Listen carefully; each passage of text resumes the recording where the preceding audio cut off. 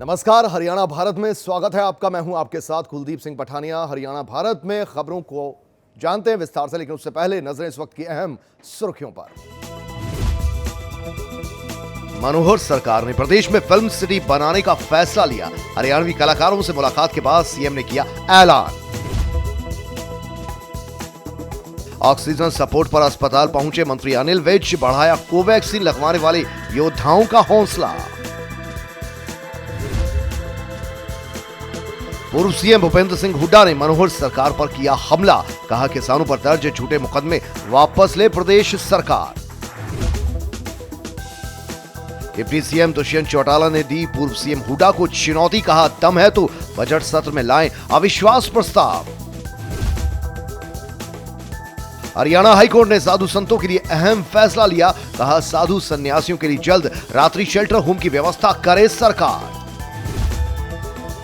अहम सुर्खियों के बाद खबरें विस्तार से। सीएम मनोहर लाल खट्टर ने प्रदेश में फिल्म सिटी बनाने का अहम फैसला लिया है। फिल्म सिटी के लिए जगह भी चुनी जा चुकी है। हरियाणवी कलाकारों से मुलाकात के बाद मुख्यमंत्री मनोहर लाल खट्टर ने इसका ऐलान भी कर दिया। मुख्यमंत्री मनोहर लाल खट्टर ने ट्वीट करके लिखा है कि हरियाणा में फिल्म सिटी खोलने की योजना पर काम किया जा रहा है। इसके लिए 50 से 100 एकड़ तक की भूमि तय की गई है। साथ ही कलाकारों को प्रोत्साहित करने के लिए राज्य स्तर पर हर साल एक अवार्ड दिया जाएगा और कला के प्रोत्साहन के लिए हर संभव मदद भी दी जाएगी। सरकार ने देशवासियों को अपने देश में बनी कोरोना वैक्सीन की सौगात दी। प्रधानमंत्री नरेंद्र मोदी ने पहले चरण के लिए देश में 3000 टीकाकरण सेंटर्स का उद्घाटन किया। इसमें हरियाणा के भी 77 टीकाकरण सेंटर शामिल रहे। ये जानकारी स्वास्थ्य मंत्री अनिल विज ने दी है। वहीं प्रदेश के सीएम मनोहर लाल खट्टर ने टीकाकरण के लिए जानकारी देते हुए कहा कि प्रदेश के हर जिले में एक वैक्सीन स्टोर और करनाल में एक राष्ट्रीय स्तर का सेंटर बनाया गया है। और जो सार्वजनिक स्वास्थ्य सुविधाएं ऐसे पंजीकृत सेंटर वो 765 हैं। निजी स्वास्थ्य सुविधाएं प्राइवेट जितने भी हैं वो 3634 हैं। और जो सेशन साइट्स 18921 और जो ऑब्जर्वर्स लगाए गए हैं इसमें 1005, जिनकी ऑब्जर्वेशन में ये सारा टीकाकरण का जो कार्यक्रम है ये संपन्न होगा। अभी जैसे कोविड-19 वैक्सीन के जो स्टोर्स ये भी हमने अलग अलग स्थानों पर जो बनाए गए हैं। जो स्टेट लेवल का जो एक स्टोर बनाया है वो कुरुक्षेत्र में बनाया गया है और उसमें फिर आगे क्षेत्रीय जो इस प्रकार के स्टोर्स बनाए गए हैं रीजनल लेवल पर हिसार, रोहतक, कुरुक्षेत्र और गुरुग्राम, ये 4 सेंटर बनाए गए हैं। इसी में उल्लेखनीय बात एक ये है कि राष्ट्रीय स्तर का भी एक सेंटर जो सारे देश भर में कुल 4 बनाए हैं उसमें एक सेंटर नेशनल लेवल का वो करनाल में बनाया गया है, ताकि करनाल से जो नॉर्थ इंडिया को जिन जिन स्टेट्स में कोई सप्लाई करनी होगी बल्क सप्लाई, तो वो करनाल से ही हो सकेगी। प्रधानमंत्री नरेंद्र मोदी के सीधे संवाद के बाद अंबाला के 4 सेंटर्स पर कोवैक्सीन का टीकाकरण शुरू हुआ, जिसके बाद स्वास्थ्य मंत्री अनिल विज ने अपनी खराब तबीयत के बावजूद ऑक्सीजन सपोर्ट पर छावनी के नागरिक अस्पताल वो पहुंचे और कोवैक्सीन लगवाने वाले योद्धाओं का हौसला बढ़ाया। वैक्सीन लगाने की प्रक्रिया का जायजा लेने के बाद मंत्री विज बोले कि हिंदुस्तान के लिए ये शुभ दिन है। देश के वैज्ञानिकों को बधाई देते हुए कहा कि जहां बड़े बड़े देश ये काम नहीं कर सके, उन्होंने वैक्सीन तैयार की है, उन्हें सैल्यूट करना चाहता हूं। कि हिंदुस्तान में ही निर्मित 2 वैक्सीन्स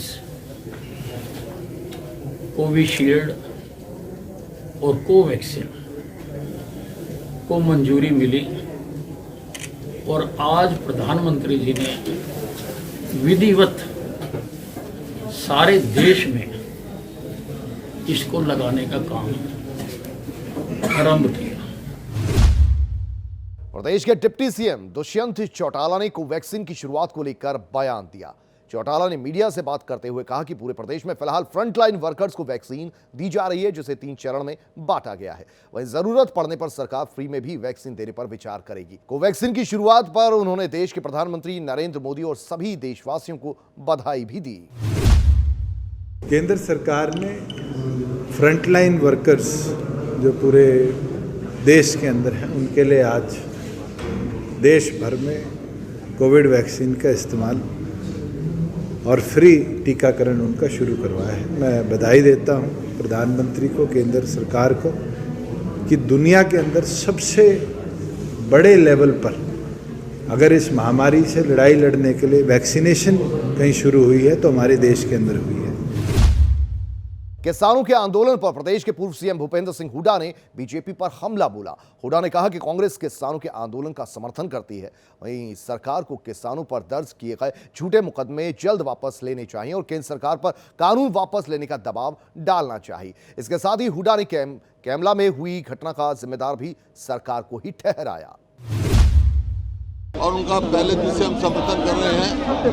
और कल जो वार्ता हुई 19 तारीख रखी है, मेरा सरकार से बार बार आग्रह है कि ये कानून जो है वापस ले, क्योंकि ये किसान विरोधी कानून है। अगर हमारी पार्टी की सरकार आई तो कानून हम खत्म कर देंगे। प्रदेश में इन दिनों किसान आंदोलन को लेकर सियासत बेहद तेज है। इस बीच पूर्व सीएम भूपेंद्र सिंह हुड्डा के हमले पर पलटवार करते हुए डिप्टी सीएम दुष्यंत चौटाला ने हुड्डा पर निशाना साधा। चौटाला ने कहा कि वो बीजेपी जेजेपी गठबंधन सरकार की चिंता ना करे। हरियाणा सरकार केंद्र के बजट सेशन के बाद प्रदेश का बजट सत्र रखेगी। साथ ही दुष्यंत ने हुड्डा को चुनौती दी कि अगर वो खुद को इतना ही दमदार मानते हैं तो बजट सत्र में अविश्वास प्रस्ताव लाने की मांग करें। प्रदेश में अब कभी भी सरकार पंचायती राज चुनाव की घोषणा कर सकती है। सरकार ने राज्य चुनाव आयोग को खत लिख दिया है। ऐसे में अब कभी भी चुनावों की घोषणा हो सकती है। दरअसल राज्य में 23 फरवरी को पंचायती राज प्रतिनिधियों का 5 साल का कार्यकाल पूरा हो जाएगा। डिप्टी सीएम दुष्यंत चौटाला ने कहा कि सरकार ने चुनाव आयोग को खत लिख दिया है। नई पंचायतों से संबंधित नोटिफिकेशन को लेकर जल्द जारी किया जाएगा।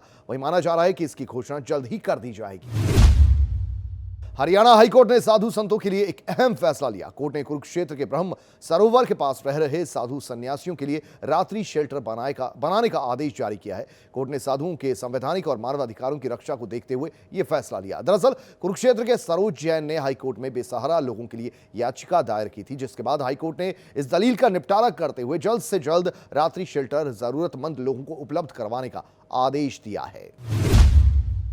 कृषि कानूनों को लेकर सरकार और किसानों के बीच हुई अब तक की सभी बैठकें बेनतीजा रही हैं, जिसके बाद अब किसानों ने इस आंदोलन को चरणबद्ध तरीके से बांट दिया। दरअसल किसान 26 जनवरी को ट्रैक्टर मार्च निकालने वाले हैं। इससे पहले किसान यूनियंस ने 18 जनवरी को महिला किसान दिवस और 23 जनवरी को देश भर में राजभवनों के बाहर डेरा डालने का फैसला लिया है। साथ ही ट्रैक्टर मार्च को सफल बनाने के लिए पंजाब सहित अन्य राज्यों से संपर्क अभियान भी जारी है।